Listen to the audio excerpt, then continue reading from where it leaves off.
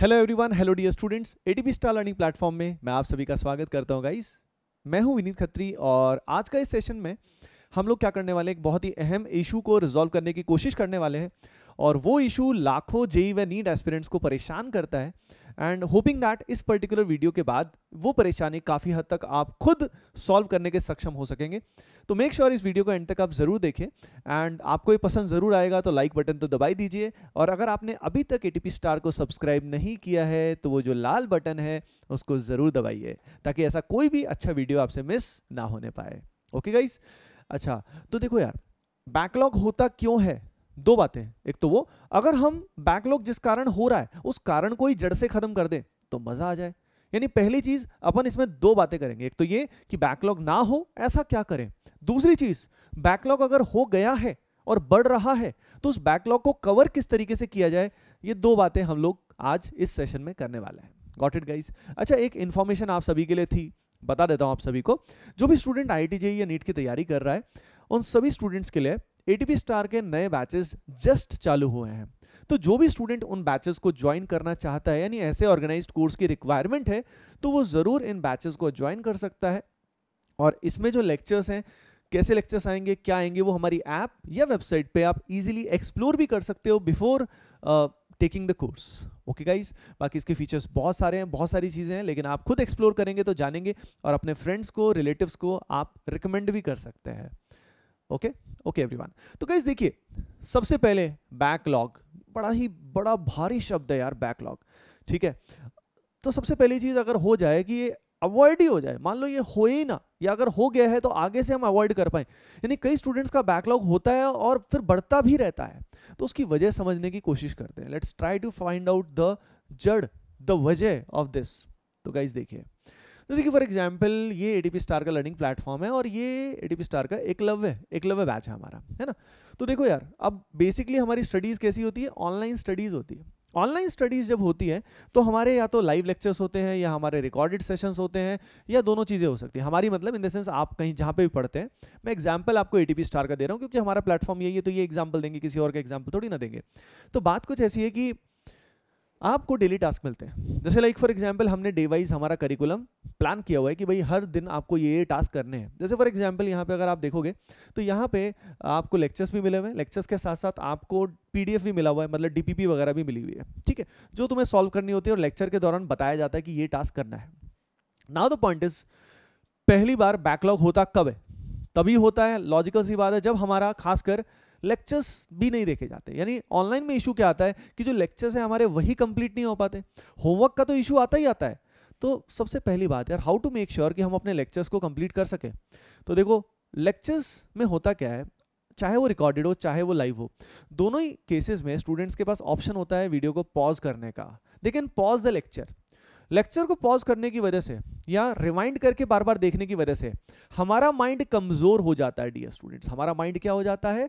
कमजोर हो जाता है। माइंड अगर हमारा कमजोर हो जाता है डियर स्टूडेंट्स, तो उस माइंड की कमजोरी की वजह से क्या होता है भाई, हमें हर लेक्चर जो 1 घंटे का है उसको पूरा करने में हो सकता है 1.5 घंटा लगे, 2 घंटा लगे। यानी अगर आपको 3 घंटे के लेक्चर्स मिले हैं तो हो सकता है काफी स्टूडेंट्स को उसमें जो समय लगता है 5 से 6 घंटे लग जाएंगे। मान लो लेक्चर अगर 5-6 घंटे हो गया तब तो वाटी लग गई। ठीक है, अगर 5-6 घंटे के लेक्चर्स हैं तो उनको करने में तो सारा दिन ही चला जाएगा। सेल्फ स्टडी कब करोगे? और वो सारे लेक्चर्स करने से आंखों का क्या होगा?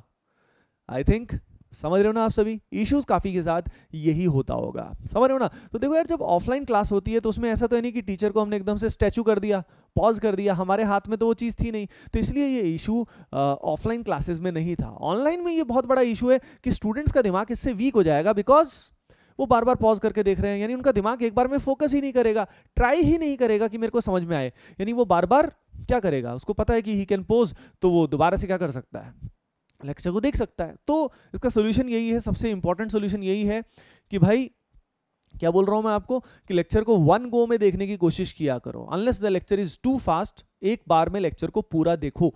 पॉज करके रिवाइंड करने का यूज मिनिमाइज करें, इससे आपका बहुत बड़ी प्रॉब्लम सॉल्व हो जाएगी। यानी जो लेक्चर्स जितने समय में होने चाहिए उतने समय में करोगे तो आंखें भी आपकी स्वस्थ रहेंगी, आप भी स्वस्थ रहेंगे और आपका लेक्चर बैकलॉग कम होगा, बहुत कम होगा। उसके बाद बस गाइस, मैं आपको बता देता हूँ, कई बार कोर्सेज के अंदर क्या होता है, कई जगह, जैसे हम लोग तो ऐसा नहीं करते, लेकिन कई जगह कोर्सेज इस तरह से मिसऑर्गेनाइज्ड होते हैं जिसमें एक एक दिन स्टूडेंट की 4-4 क्लासेस हैं, 5-5 क्लासेस हैं। अब सोच के देखो, अगर रोज 4-4 5-5 क्लासेस होंगी, वो भी 1.5 घंटे की, यानी 6 घंटे 7 घंटे के तो लेक्चर्स आपको डिलीवर हो रहे हैं रेगुलरली, फिर उनका होमवर्क अलग से, यानी उसका मतलब आपका कोर्स प्रॉपर्ली प्लान्ड नहीं है। अगर आपका कोर्स प्रॉपर्ली प्लान्ड नहीं है तो आप अपने जो टीचर्स हैं, जिनके भी कोर्सेज आप मतलब यूज कर रहे हैं, आप उनसे डिस्कस कर सकते हैं। नहीं तो आपको ये प्रॉब्लम आएगी, आपको लगेगा कि यार ये तो मेरे में प्रॉब्लम है, लेकिन प्रॉब्लम एक्चुअली कई बार आप में नहीं होती, कई बार सिस्टम में होती है। वो आपके कोर्स को अच्छे से प्लान नहीं किए हुए होते। 4 क्लासेस 5 क्लासेस दिन की, ऐसा थोड़ी ना चलता है, समझ रहे हो ना। यानी कई बार गलती आपकी हो सकता है, हो ही ना, तो इसलिए वो भी आप जो मैनेजर्स हैं उनसे बात कर सकते हैं, जिस भी प्लेटफॉर्म में आप स्टडी करते हैं, और उनसे कह सकते हैं कि please improve the system all together. नहीं तो आप मैनेज ही नहीं कर पाएंगे, you will not be able to manage unless you are exceptional. आप दिन में 16 घंटे पढ़ रहे हैं, सारा दिन ही लगे हुए हैं, तब फिर भी you can manage, otherwise eyes पे बहुत बड़ा इंपैक्ट आएगा और आप मैनेज करना बहुत डिफिकल्ट हो जाएगा। Hoping that you understand. तो ये जड़ से खत्म करने का तो यही करना पड़ेगा ताकि आगे बैकलॉग ना हो, है ना। अब उसके बाद अगर हो गया है, नाउ बैकलॉग हो गया है, अब क्या करें, अब उसको कैसे हम खत्म कर सकते हैं। तो गाइस देखो, हमारे पास 24 आवर्स है। 24 आवर्स में मैं एज्यूम कर रहा हूं कि लगभग 6-7 घंटे के आसपास की आपकी स्लीप है, ठीक है, इतनी होनी चाहिए। अगर 8-9 घंटे है तो सही बताऊं रिलेटिवली ज़्यादा है अभी के हिसाब से, तो 6-7 आवर्स इज ओके, ठीक है।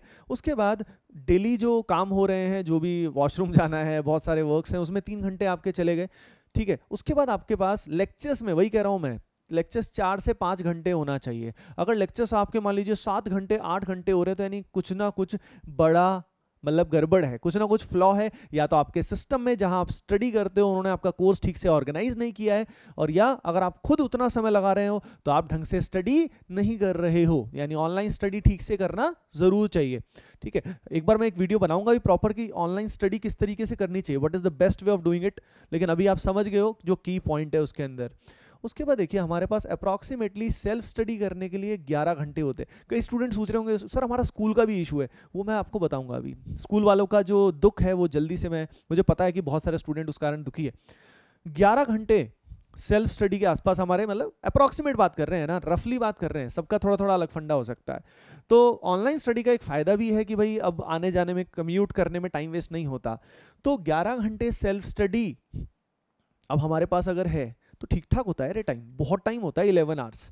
अगर हम 4-5 घंटे में लेक्चर्स का पार्ट खत्म कर देते हैं तो हमारे पास अगर 10-11 घंटे एवरी डे हैं तो होमवर्क कंप्लीट करने के लिए लगभग सारा होमवर्क भी हो जाएगा। हर सब्जेक्ट में भी 2-3 घंटे दे सकते हैं हम। लेकिन अगर हमारा बैकलॉग है तो इट्स वेरी सिंपल कि इस 11 में से लगभग आप 3 आवर्स अलॉट कर सकते हो बैकलॉग को कवर करने में। कितने आवर्स? 3 आवर्स, ठीक है। अप्रॉक्सीमेटली बता रहा हूं मैं, थोड़ा बहुत प्लस माइनस कर सकते हो, 2 भी दे सकते हो, कभी 4 भी दे सकते हो, डिपेंडिंग ऑन द होमवर्क, पर रेगुलर आपको देना पड़ेगा। तो बैकलॉग को कवर करने के लिए पहली चीज तो आपका जो ये समय है, टाइम टेबल आपको परफेक्टली फॉलो करना पड़ेगा। अगर टाइम टेबल को आप परफेक्टली फॉलो नहीं करेंगे डियर स्टूडेंट्स, तो फिर काम कैसे चलेगा? बिल्कुल नहीं चलेगा, है ना। तो आपको क्या करना पड़ेगा, आपको ये जो 11 घंटे हैं, जो भी टाइम है, इसको प्रॉपर फॉलो करना पड़ेगा। नहीं तो क्या होगा, सारे दिन ऐसे निकल जाएगा और दिक्कत हो जाएगी। यानी आपको अपनी एफिशिएंसी इंक्रीज जरूर करनी होगी। नाउ द पॉइंट इज कि उसमें करे क्या। तो देखो यार, होता क्या है, कई बार हमारे कुछ चैप्टर स्किप हो जाते हैं, मतलब रह जाते हैं किसी वजह से। कई बार हमने लेट ज्वाइन किया होता है, जो भी रीजन है, कई बार बीमार पड़े हुए होते हैं, जो भी रीजन होता है। तो क्या होता है, उसके अंदर बहुत सारा मटेरियल मिलता है, ठीक है। कोचिंग में मटेरियल मिल जाता है जो टीचर्स आपको देते हैं, ठीक है ना। उसके अलावा बुक्स वगैरह भी होती हैं, बहुत कुछ होता है हमारे पास, और क्लास नोट्स तो होते ही होते हैं। कितना कुछ करें तो उस कारण हमें बैकलॉग का प्रेशर और ज़्यादा हो जाता है।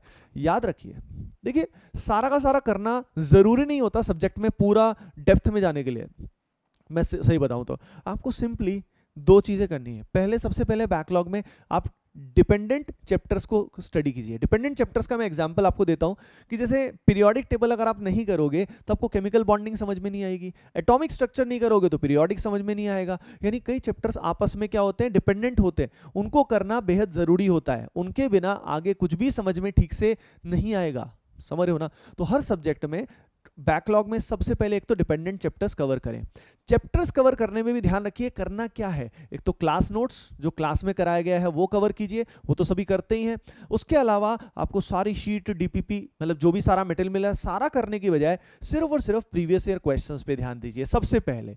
बाद में सारा कर लेना, लेकिन सबसे पहले सिर्फ प्रीवियस ईयर क्वेश्चंस कर लोगे तो काफ़ी बढ़िया तैयारी आपकी हो जाएगी। यानी इससे आपका बैकलॉग का लोड रिलेटिवली रिलैक्स हो जाएगा कि मुझे सिर्फ और सिर्फ एक बार डिपेंडेंट चैप्टर्स करने हैं, और एक बार डिपेंडेंट चैप्टर्स हो गए तो बाकी सब भी मैं कर लूंगा। एक बार प्रीवियस ईयर क्वेश्चन सभी के हो गए तो उसके बाद मैं बाकी सारा मटेरियल भी सॉल्व कर सकता हूं। समझ गए ना? ठीक है। नाउ तो प्रैक्टिकली कैसे करते हैं, बात आई थिंक आपको समझ में जरूर आई होगी।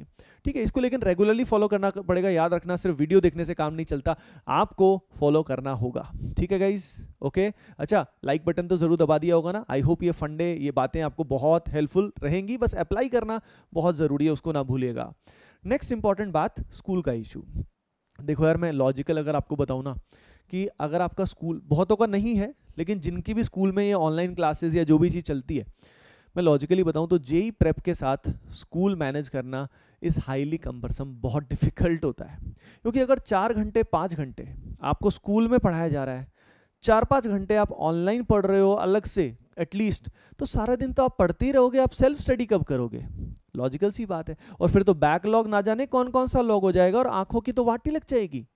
यानी आई विल रिकमेंड कि भाई अगर किसी तरीके से ये जो स्कूल वाला टाइम है, इस समय में क्लास मान लीजिए सामने हो रही है, और मान लीजिए आप उस समय अपना होमवर्क कंप्लीट कर रहे हैं, या you are doing something else, if that is possible. ठीक है, टेक्निकली दैट इज पॉसिबल। यार आप जुगाड़ू, आप कुछ भी कर सकते हो, तो समहाउ मेरे हिसाब से आपको स्कूल का कुछ ना कुछ जुगाड़ ढूंढना चाहिए। Somehow you have to find a solution so that उस समय में आप अपना, मतलब वो सेल्फ स्टडी के टाइम में ही होना चाहिए। अलग से अगर आप उसको करोगे तो फिर क्या यार, कितना कम सोओगे, इतना स्ट्रेस हो जाएगा, परेशानी हो जाएगी।